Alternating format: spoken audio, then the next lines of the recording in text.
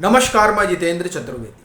कांग्रेस के राष्ट्रीय अध्यक्ष मल्लिकार्जुन खड़गे के बयान ने कर्नाटक में सियासी भूचाल ला दिया है। हुआ ये कि उनसे सवाल पूछा गया इस बात को लेकर कि क्या कर्नाटक में मुख्यमंत्री बदले जाएंगे, वहां पर कोई फेरबदल होने जा रहा है क्या। इसका जो जवाब खड़गे साहब ने दिया, उस जवाब ने कर्नाटक में सियासी हलचल को बढ़ा दिया है। कहा क्या उन्होंने कहा कि देखिए, जो कुछ भी है वो आला कमान तय करेगा। खड़गे साहब ये भी कह सकते थे कि नहीं, इस तरह का कोई फेरबदल नहीं होने जा रहा है, जो मुख्यमंत्री है वो मुख्यमंत्री रहेगा। ये कहने की बजाय जब उन्होंने आला कमान की तरफ सब कुछ डाल दिया, तब ये प्रश्न बड़ा हो गया कि क्या वाकई में कर्नाटक में बड़ा फेरबदल होने जा रहा है। अब ये जो फेरबदल है, इस फेरबदल की एक कहानी है कि असल में ये सवाल पूछा क्यों गया कि क्या वहां पर मुख्यमंत्री बदले जाएंगे। इसके लिए थोड़ा पीछे चलना होगा।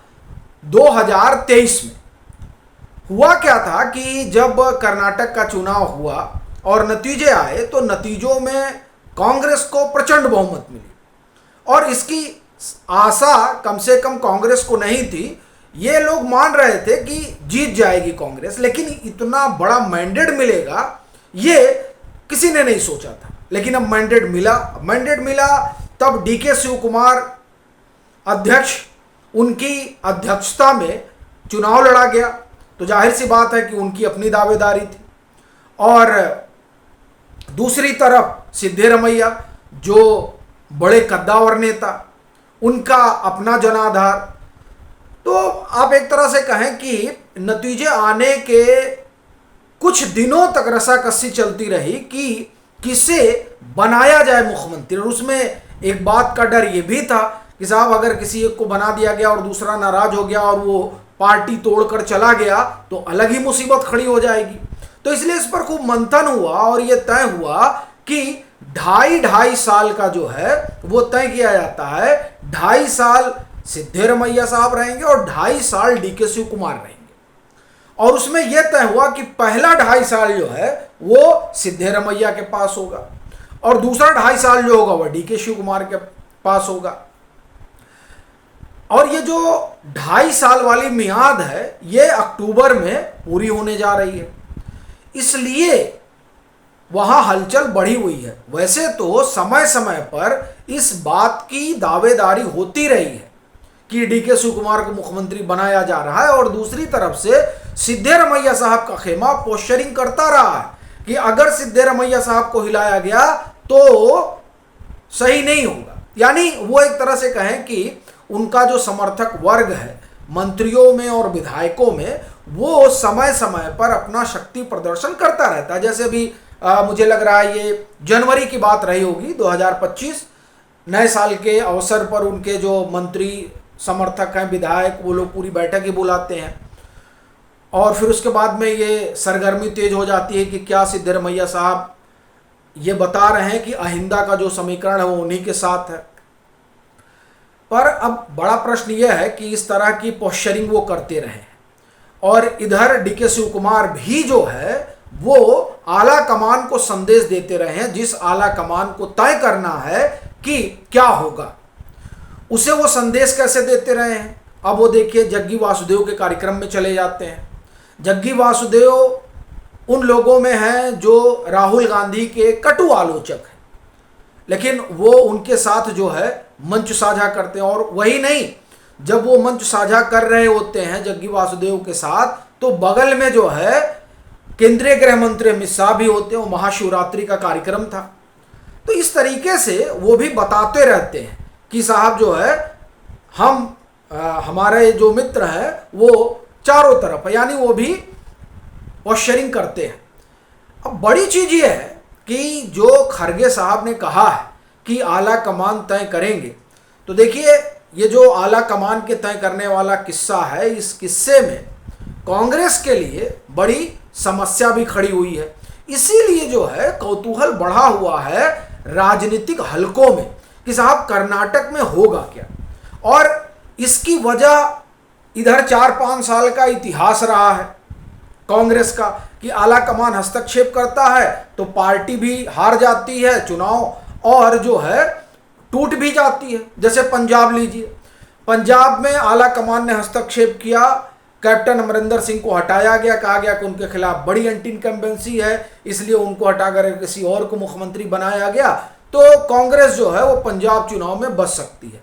तो 2021 में उनको हटा दिया गया तो वो नाराज, उन्होंने जो है पार्टी भी छोड़ दी और यह आलम हो गया पंजाब में कांग्रेस का कि नेता भी चले गए और जनाधार भी चला गया और आम आदमी पार्टी ने सरकार बना ली वहां पर।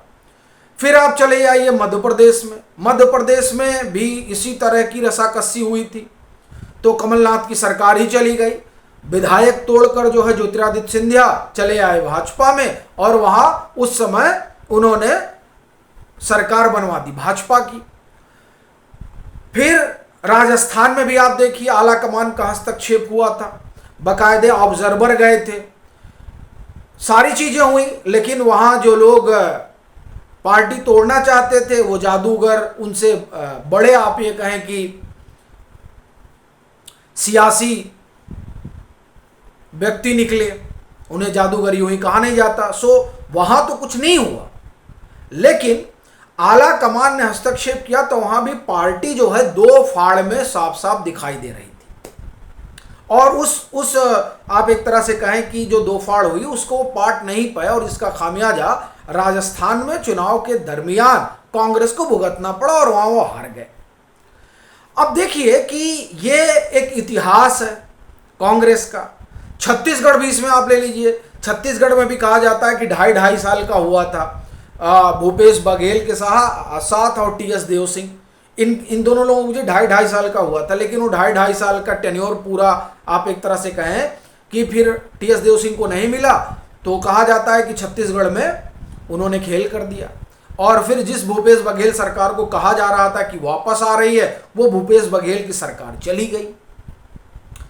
तो बड़ा प्रश्न ये है कि कर्नाटक में क्या होगा, और ये प्रश्न शायद उठता नहीं अगर खड़गे साहब सीधे सीधे जवाब दे देते कि नहीं वहां कुछ नहीं होने जा रहा है, लेकिन वो कह रहे हैं कि आला कमान के हाथ में सब कुछ है।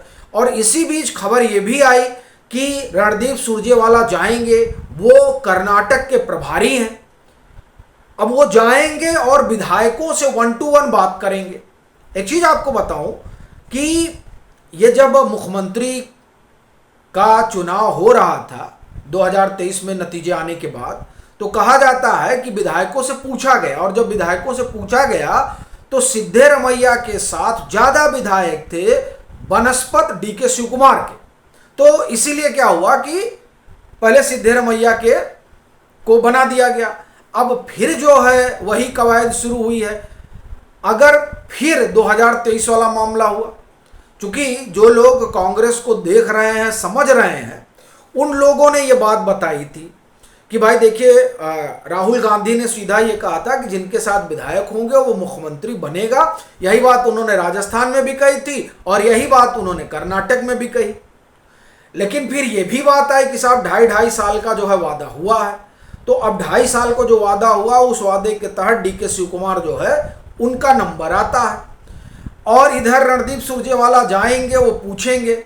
अब अगर पूछने में ऊंच नीच हुआ, यानी मान लीजिए कि जो है सिद्धरमैया के साथ ही विधायक ज्यादा नजर आए और सिद्धरमैया का अपना प्रभाव है, क्योंकि उनकी जो अहिंदा पॉलिटिक्स है, उस अहिंदा पॉलिटिक्स में आप एक तरह से कहें कि दलित, मुस्लिम, ओबीसी, तो वो पूरा उसका कॉम्बिनेशन उनके साथ चलता है, तो उनका अपना एक बड़ा जनाधार है सिद्धरमैया साहब का। और डीके शिवकुमार का यह है कि जो उन्होंने जो बड़ा काम किया था वो ओकालिंगा उनके साथ जुड़े ही थे, क्योंकि ये माना जा रहा था कि मुख्यमंत्री बनेंगे।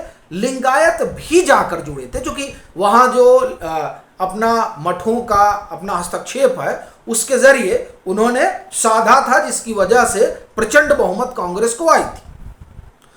तो देखिए भूमिका तो दोनों लोगों की रही, लेकिन अब फिर प्रश्न यही है कि ये जो रायशुमारी होगी, विधायकों से 1-to-1 बात होगी, उसके बाद क्या तय होता है ये देखने वाली बात रहेगी।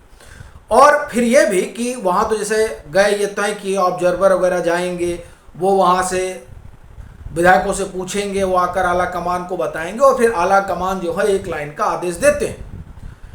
प्रश्न यह है कि क्या वो जो आदेश आएगा वो आदेश माना जाएगा या फिर कर्नाटक में और जो कांग्रेस शासित प्रदेश रहे हैं वहाँ जैसा ही व्यवहार होगा। अब जो भी हो ये समय बताएगा, लेकिन इतना तो तय है कि खड़गे साहब के बयान ने कर्नाटक की राजनीति में गर्मी बढ़ा दी।